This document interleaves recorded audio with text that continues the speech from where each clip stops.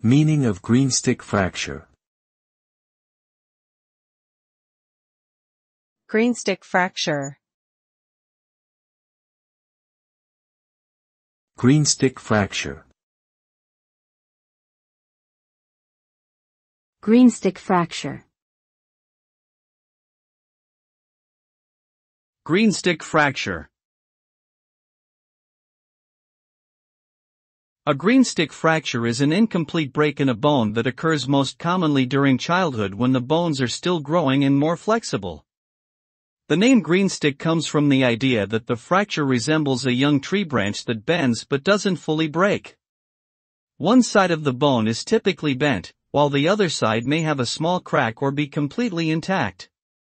The fracture can cause pain, swelling, and difficulty using the affected limb. Treatment typically involves immobilizing the limb with a cast or brace until the bone heals.